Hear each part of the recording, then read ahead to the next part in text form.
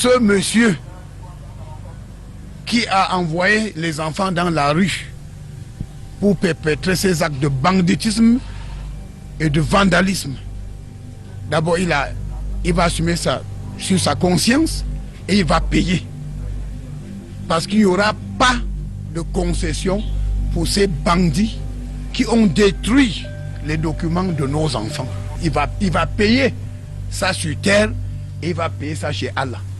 Ces mots jaillissent de la bouche de Paul Atangandji, une explosion venue des entrailles d'un homme qui porte sur ses épaules un empire de tension, de peur et de colère.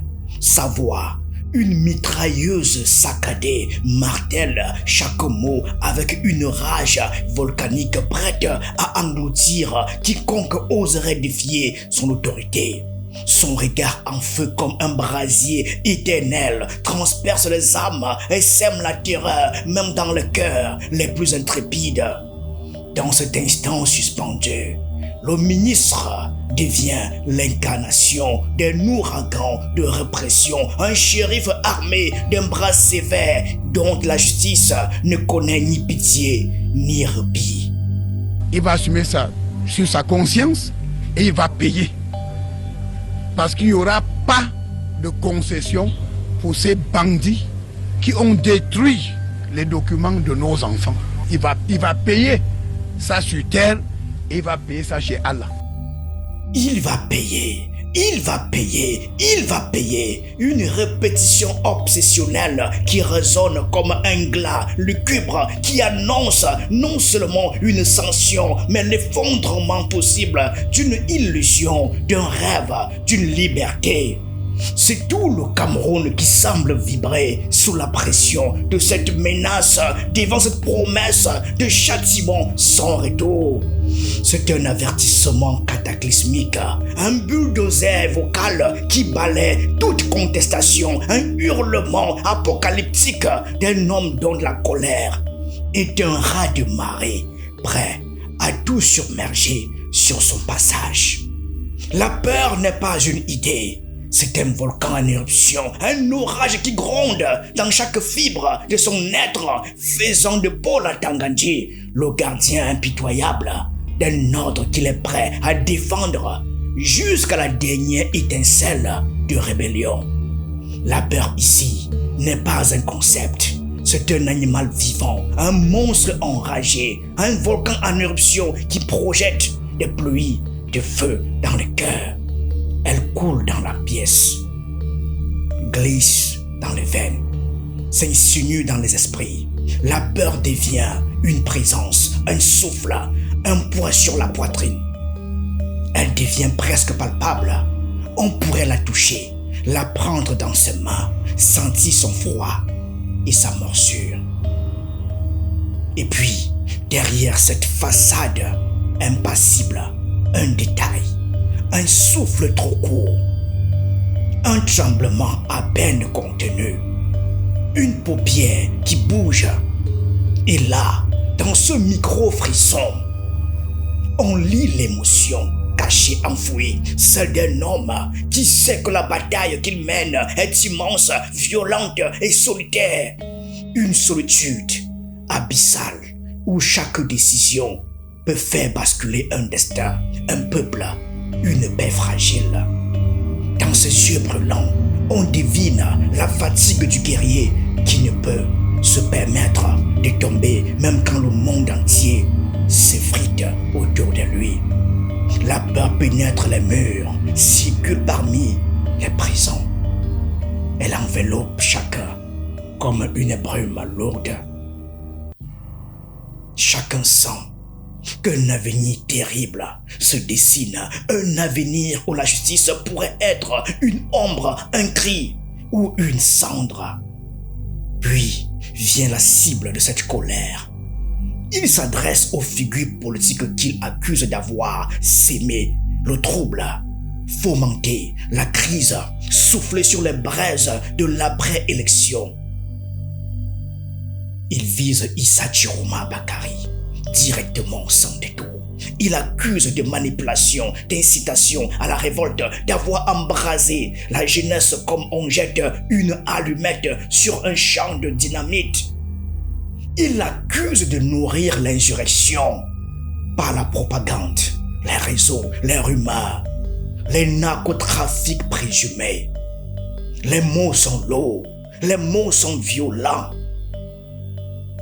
Et pourtant, au même moment, sous cette pression politique étouffante, le gouvernement finit par libérer quelques dizaines de détenus arrêtés lors des troubles.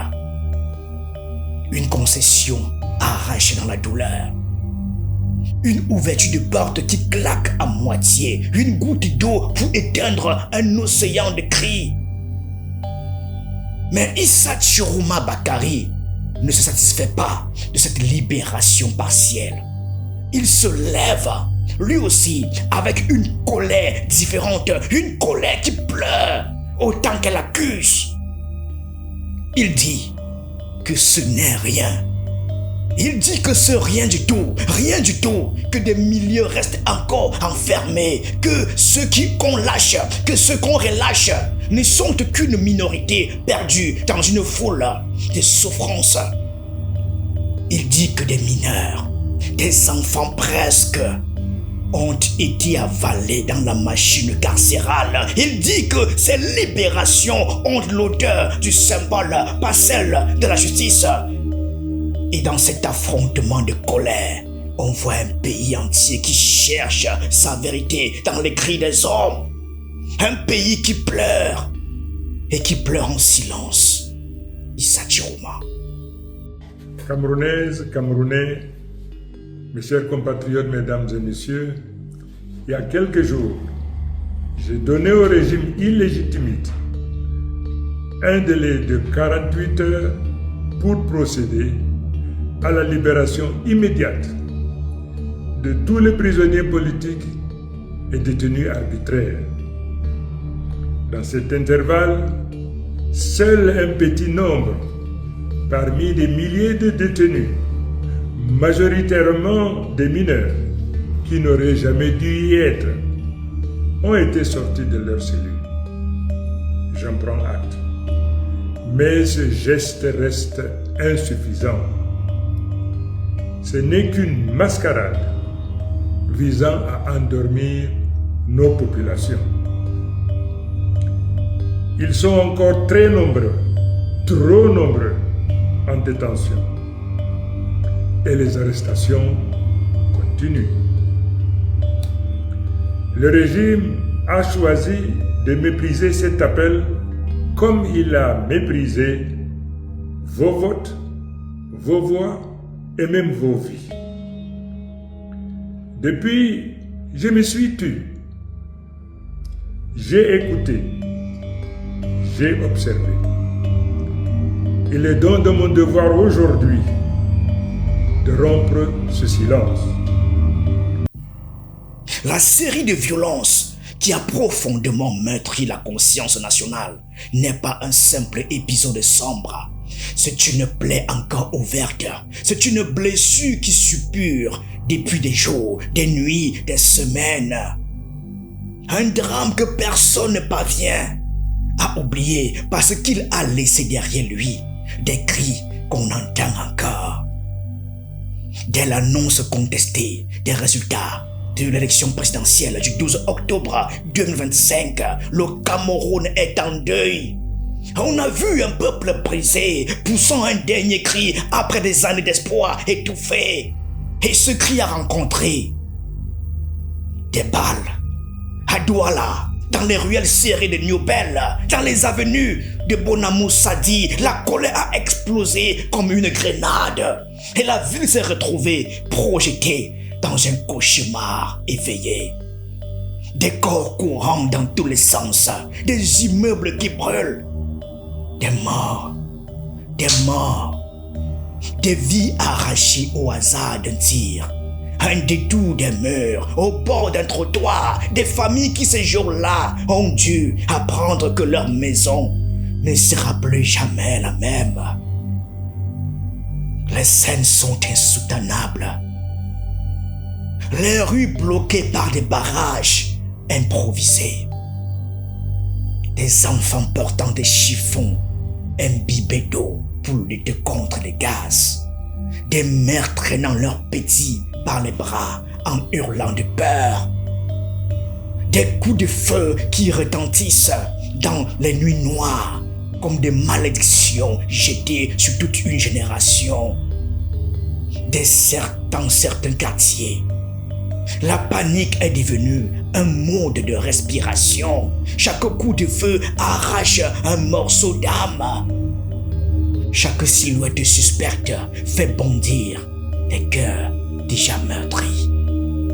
Et dans cette atmosphère suffocante, des jeunes, souvent désarmés, parfois perdus dans des substances dangereuses selon les autorités, deviennent des boucliers humains poussés au front d'un conflit qui ne leur appartient même pas.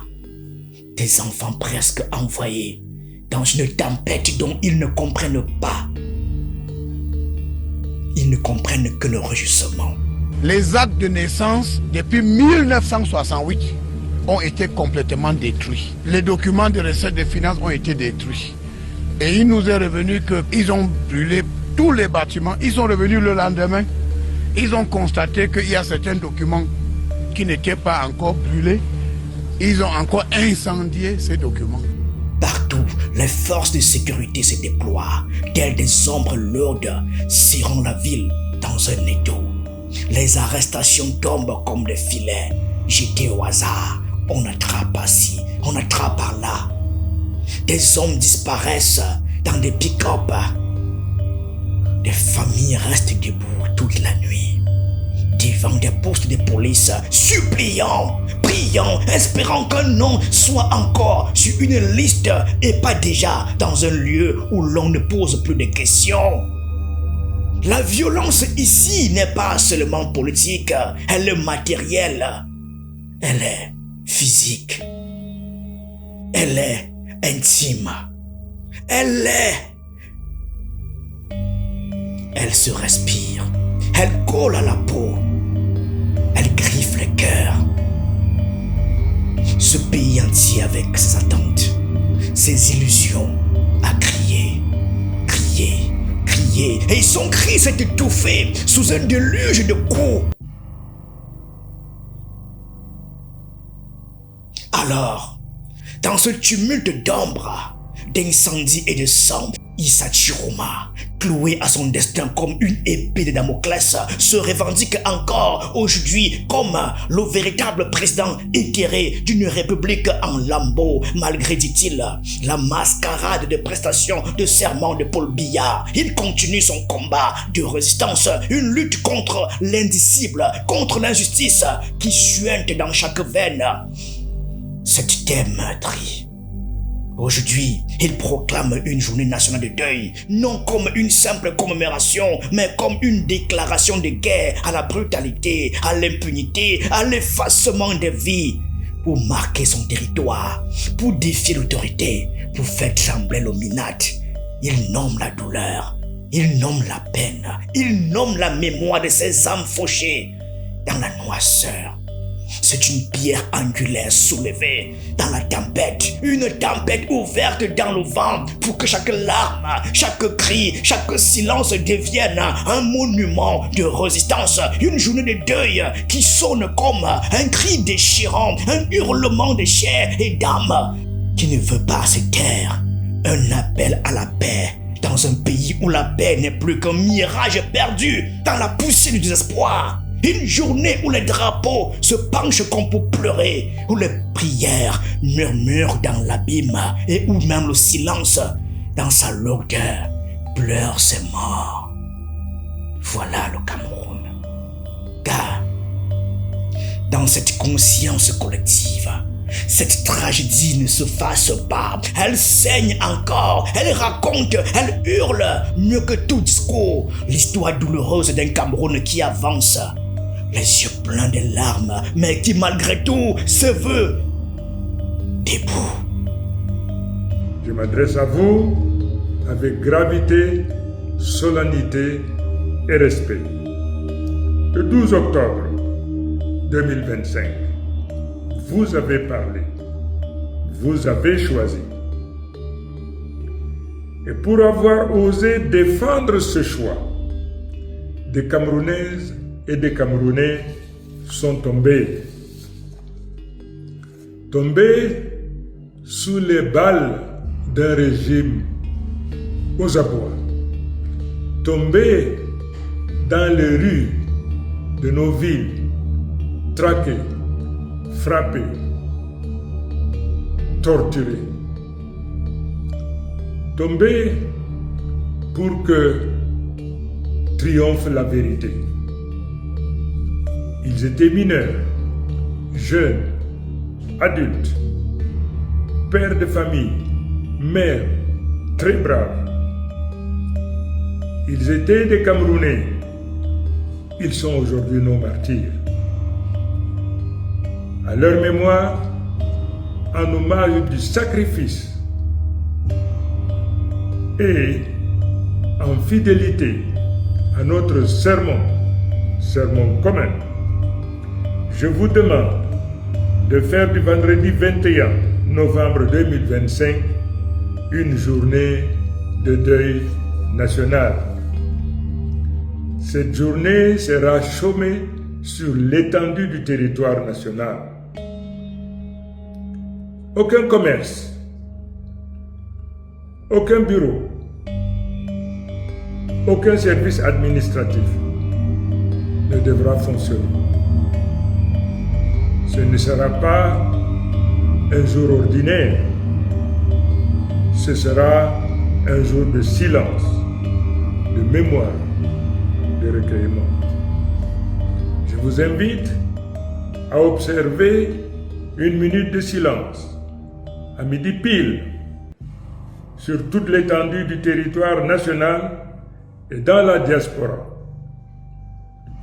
Unis dans la douleur, mais debout dans la dignité.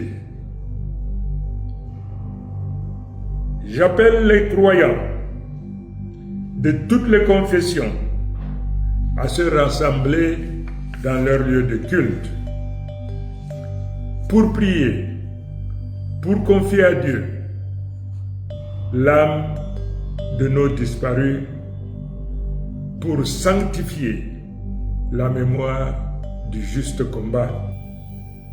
À l'image des résistants d'antan, ces héros jadis au courage indomptable, les morts d'aujourd'hui deviennent le feu sacré brûlant dans la mémoire d'une nation. Ils incarnent la lutte infinie pour la dignité, la justice, un chant qui dépasse la simple rhétorique politique. La journée nationale de deuil décrétée par Tiruma n'est pas un simple hommage figé dans le temps. C'est un acte de mémoire vivante. Une défiance lancée à l'oubli, une résistance qui clame haut et fort. Que jamais leur douleur ne soit enterrée sous les cendres du silence. C'est la voix des opprimés qui se lève, triste dans la douleur des larmes et des âmes brisées, l'écho d'une nation qui refuse de tourner la page sans reconnaître le prix déchirant de chaque goutte de sang versée dans ce combat électoral tragique. Ces âmes résonnent avec l'âme de Ruben Oumniobé, son podol, porteur de la parole de son peuple, père du nationalisme camerounais, artilleur pacifique de l'indépendance, tombé sous les balles en 58 mais jamais terrassé dans l'histoire. Sa lutte contre la colonisation française, ses appels à l'unité et à la souveraineté résonnent ici dans chaque cri étouffé, dans chaque marche brisée. À ses côtés, Douala Mangabel, chef courageux qui osa défier la main de fer coloniale pour défendre la terre sacrée de son peuple. Martin Paul Samba, le soldat rebelle dont le sacrifice illumine encore la voie de la liberté. Charles Atangana, silhouette complexe entre collaboration et défi. Ngosodin, compagnon fidèle de Mangabel tombé dans l'ombre de l'oppression. La liste est longue. Plus tard, Ernest Ouandié, Félix Roland Moumié, empoisonné dans l'exil. Ces héros du feu qui refusaient de céder face à l'oppression, leur combat guerrier dans des forêts hostiles, leur nom gravé dans la mémoire comme des phares de résistance. Mathieu Diacep, dernier témoin vivant des combats acharnés, symbole d'une bravoure prolongée dans l'ombre, une mémoire incarnée, marchant avec douleur, comme s'il portait sur son dos toutes les morts de ses camarades. Ces noms, ces hommes, ces vies, ils ne sont pas des chapitres d'histoire. Ils sont une brûlure laissée dans la mémoire du Cameroun, un testament d'insoumission, un appel à ne jamais renoncer à la justice.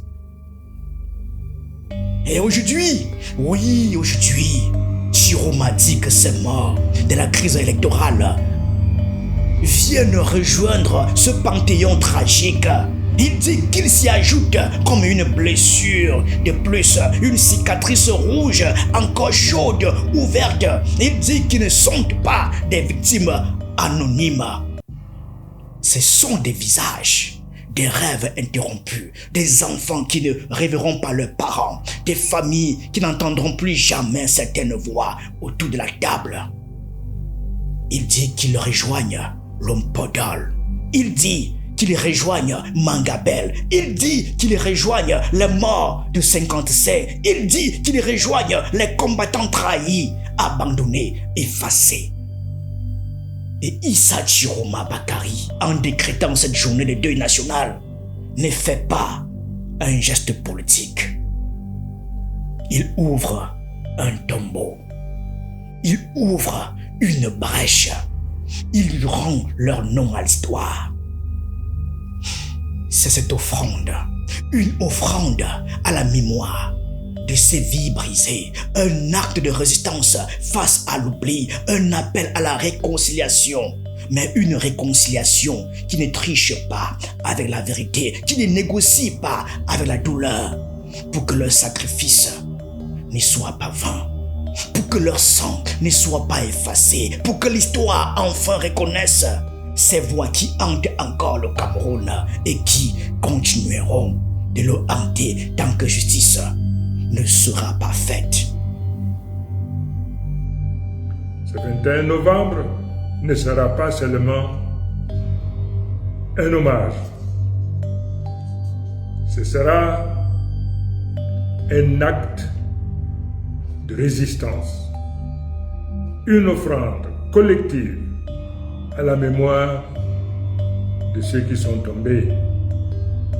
Comme les héros du 1955, ceux du 26 mai 1990 ou de soulèvement de 2008, qui n'ont jamais eu droit à une reconnaissance nationale. Les martyrs de cette crise électorale resteront dans l'histoire du Cameroun libre. Nous donnerons ainsi à la face du monde l'image d'un peuple soudé, digne et solidaire qui ne cède ni à la peur, ni au vol électoral et qui continue dans l'honneur de bâtir le Cameroun du peuple souverain. Un fonds de soutien aux victimes sera également instauré. Nous en préciserons les modalités en temps opportun. À vous, je le dis, ce jour nous unit dans la peine, mais aussi dans la promesse d'un lendemain meilleur. Un lendemain où la justice remplacera l'impunité, où l'école, l'hôpital et la route seront des priorités d'un État réconcilié avec sa mission. Notre action visant au respect de votre volonté est inscrite dans un plan clair et structuré. De nouvelles instructions seront données dans les prochains jours en droite ligne avec notre stratégie de résistance active et passive. Issa Chiroma Bakari affirme, non, il jure, avec la force d'un homme qui n'a plus rien à perdre, qu'il ne trahira jamais le peuple camerounais. Dans chacune de ses prises de parole, on sent le poids du destin sur ses épaules, le poids du pays qui chancelle. Il parle comme un homme blessé, mais debout comme un témoin de l'injustice, qui refuse d'être complice, comme un père qui s'interpose devant un enfant qu'on veut frapper. Ces mots ne sont pas de simples phrases. Ces mots ne sont pas de simples déclarations politiques. Ce sont des serments gravés dans un moment où le pays a mal, où le pays tremble, où le pays étouffe, où le pays suffoque. Il se positionne comme le dernier rempart, le dernier qui refuse de plier, celui qui porte sur son front la fidélité envers ceux qui ont glissé son nom dans l'urne avec l'espoir naïf, pur de changer leur destin. Chaque phrase qu'il prononce semble sortir du ventre d'un peuple brisé. Il dénonce avec colère ce qu'il appelle, je cite, une guerre ouverte contre le peuple camerounais. Fin de citation. Une guerre sourde, nocturne, invisible, mais terriblement réelle. Des assassinats qui ne sont jamais élucidés, des enlèvements qui se multiplient comme des ombres sans visage, des manifestants traînés dans la poussière, des contestataires écrasés comme si leurs rêves étaient des menaces. C'est une guerre qu'on ne veut pas nommer, une guerre feutrée qui s'insinue partout, et Chiroma, lui, choisit de la nommer, de la regarder en face. Il brise le silence national comme on brise une vitre avec du plomb. Il promet, et sa promesse sonne comme un vœu de sang. Il promet de ne jamais renoncer à la vérité des urnes, de ne jamais laisser ce pays glisser dans l'oubli de ce qu'il a choisi, de ne jamais abandonner les militants, traquer les manifestants blessés, les détenus oubliés derrière les murs humides. Il dit qu'il ira jusqu'au bout. Il dit qu'il ira jusqu'au bout de sa vie s'il le faut. Il dit qu'il consacrera ses jours, ses nuits, son souffle entier à la refondation morale et politique du Cameroun. Il affirme qu'il portera la voix de la justice électorale, même si cette voix doit être celle d'un homme seul face à un régime entier, même si cette voix doit trembler un jour, même si cette voix doit crier jusqu'à se briser, jusqu'à la mort. Il appelle à la résistance, active, passive, totale. Une résistance qui ne cherche pas la violence, mais qui refuse l'humiliation. Une résistance qui ne fabrique pas des héros, mais qui refuse les victimes de plus. Il rejette toute négociation avec ce qu'il considère comme un régime illégitime. Il refuse les arrangements, les compromis, les actes de coulisses. Il engage son nom, sa carrière, sa sécurité, sa santé, sa vie même du côté du peuple qui souffre. Et dans ses choix, il y a la force tragique des grands destins. Ceux qui savent qu'ils marchent vers un chemin où l'on ne revient pas, mais qui avance quand même. Parce que reculer, ce serait trahir. Il ne se cache plus derrière les mots. Il s'engage. Il devient, que cela plaise ou non, une voix qui refuse l'effacement, un témoin de la douleur du peuple, un drapeau planté dans la tempête, pour restaurer, quoi? la justice. Pour restaurer quoi? La démocratie. Pour rendre au peuple ce qu'on lui a arraché. Issa Chiroma. Je le dis avec fermeté, je ne trahirai pas.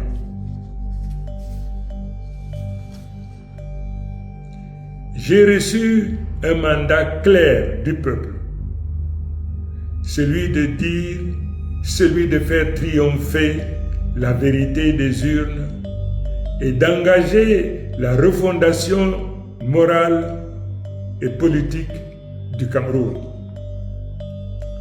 J'ai décidé de consacrer le reste de ma vie à l'accomplissement de ce serment de fidélité au peuple camerounais. Le régime sortant a fait le choix de jurer sur la Bible après avoir volé une élection. Ce parjure signe sa propre fin. Ce n'est pas à nous d'aller le sauver.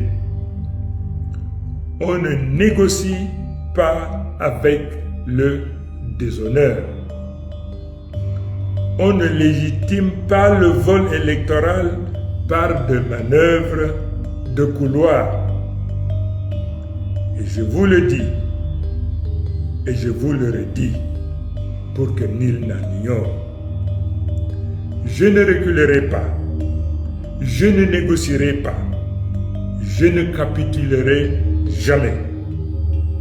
Vive la République, vive le Cameroun, que l'Éternel bénisse notre nation. Je vous remercie. Mais pendant que Chiroma jure fidélité au peuple, comme un père qui jure qu'il ne trahira jamais ses enfants, pendant qu'il se dresse seul face au vent pour défendre la vérité des urnes et le sang des innocents, à l'autre bout du pouvoir, un autre homme parle. On l'a suivi au début de cette chronique. Un homme dont la voix n'a rien de la compassion des veillées funèbres. Un homme qui ne voit pas des martyrs, mais des ennemis, des instrumentalisés. Un homme pour qui la crise n'est pas une plaie à soigner, mais une révolte à écraser. Et cela que surgit encore Paul Atangandji, comme un général sorti des ténèbres, porteur de messages de fer, déterminé à imposer l'ordre coûte que coûte. Paul Atangandji parle comme un homme qui ne discute pas, qui ne négocie pas, qui ne tremble pas. Il parle avec cette voix dure, métallique, une voix qui ne laisse aucune place à l'hésitation. Dans un ton ferme et martial, presque liturgique, il délivre son message comme une prophétie de fer. Ses phrases tombent comme des pierres. L'ennemi ne dort jamais, dit-il. Il faut rester vigilant, dit-il. Il faut nettoyer toutes les poches de résistance. Voilà. L'ordre régnera. Des mots froids, sans nuance, sans tendresse. Durs, des mots prononcés comme on frappe un coup de tam-tam en pleine nuit pour annoncer le danger. Pour ceux qui ont grandi au village, des mots qui sous le soleil plombant de Yaoundé ressemblent davantage à une sentence qu'à un avertissement.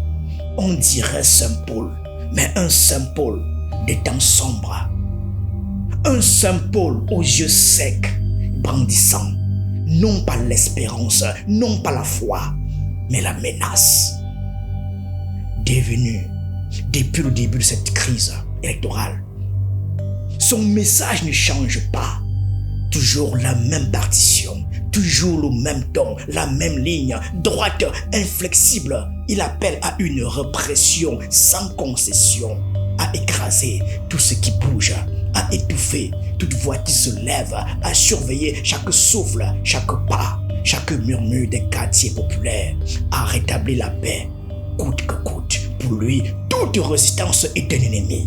Toute contestation est un complot. Toute indignation est une tentative de déstabilisation. Rien n'a droit à l'erreur. Rien n'a droit au doute. Il exige une tolérance zéro pour les réfractaires, une traque méthodique, une chasse aux rebelles, où les autorités régionales deviennent des sentinelles nocturnes, où les forces de sécurité, les bras de cette volonté d'acier. Le message qu'ils portent n'est pas seulement politique. C'est une rhétorique guerrière. C'est un poème de guerre. C'est un chant de combat sans musique ni douceur. Un langage d'un autre temps où l'État se dresse comme une forteresse prête à tirer. Où la paix n'est plus un idéal, mais une injonction. La paix à tout prix. Son discours résonne comme un dernier avertissement. Peut-être même comme une menace voilée. La paix régnera, même si elle doit être imposée, même si elle doit être arrachée, même si elle doit être payée au prix du silence et de la peur, coûte que coûte. Et dans ces trois mots, il y a tout. La peur d'un pouvoir qui sent le sol trembler sous ses pieds. Et la fermeté d'un régime prêt à écraser tout ce qui se dresse devant lui. Pour la Tangandji. Dieu donne le pouvoir à qui il veut, quand il veut. Et Saint Paul précise que le pouvoir vient de Dieu. C'est Romains 13, chapitre 1 à 5. Où Saint Paul dit clairement que celui qui ne respecte pas l'autorité résiste à l'ordre que Dieu a établi et attirera celui des ennuis. Et Saint Paul dit que celui qui veut avoir l'approbation de l'autorité doit respecter cette autorité. Et Saint Paul conclut qu'il faut donc respecter l'autorité, pas par crainte de punition, mais par motif de conscience. Et le peuple camerounais, souverain maître de son destin, a renouvelé sa confiance au chef de l'État. Et à travers donc le discours, le chef de l'État dit « Je vous invite tous à travailler ». Donc c'est un discours important, c'est un discours d'ouverture, mais surtout un discours de fermeté. Parce que le chef de l'État termine là, je puis vous assurer, l'ordre régnera. Dans ce Cameroun où le tumulte électoral semble s'éloigner, peu à peu, une étrange accalmie s'est installée. Depuis la prestation du serment de Paul Biya, le pays semble reprendre son souffle, chaque citoyen retournant au bruit familier de sa vie quotidienne, aux gestes simples de ses occupations quotidiennes. Le chaos apparent s'efface derrière le voile du quotidien, comme si la tempête avait passé sans laisser de traces visibles. Pourtant, sous cette surface calme, la tension bouillonne toujours, moins bruyante, mais non moins profonde. Issa Chiroma Bakary, figé dans une posture de revendication inflexible, reste le porte-voix d'une colère sourde qui refuse de s'éteindre. Son appel aux villes mortes, pourtant lancé avec la force d'une véritable convocation populaire, n'a rencontré qu'une écoute partielle, un silence mêlé d'incertitude, un demi-engagement au contour flot. Cette observation en demi-teinte des appels à la résistance interroge. Est-ce l'usure d'un peuple fatigué, le poids du quotidien qui étouffe les révoltes, ou le fracas des armes politiques qui nous poussent à regarder ailleurs, à s'abandonner à l'illusion d'une paix fragile? Le défi posé par Issa Chiroma est alors double. Maintenir la flamme de la contestation dans un pays qui semble vouloir oublier et faire entendre ce cri de douleur dans un contexte où la vie reprend sa marche inexorable, parfois indifférente à la mémoire des luttes. Ce moment de calme apparent, ce retour à la normale est aussi une interrogation sur le poids réel de la résistance affichée. Quelle sera la réponse du gouvernement face à cette posture réclamant justice? Pour la Tangandji, dont le ton martial et la répression sans pitié a marqué le début de la crise, va-t-il poursuivre son offensive oppressante ou choisira-t-il d'ajuster sa stratégie face à un peuple qui semble vouloir tourner la page? Sous ce calme trompeur se cache l'attente fébrile d'un prochain acte, d'une réaction qui peut ranimer la flamme ou sceller l'oubli. Le Cameroun avance, les yeux chargés d'histoires qu'il refuse de voir entre la pression du pouvoir et le silence des rues.